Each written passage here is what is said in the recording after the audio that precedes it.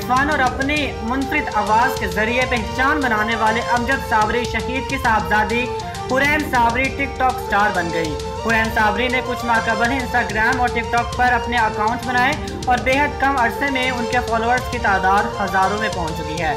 इस वक्त इंस्टाग्राम पर हुरैन साबरी के फॉलोअर्स की तादाद 55,000 के करीब है, जबकि टिकटॉक पर 51,000 से ज़्यादा हो चुकी है।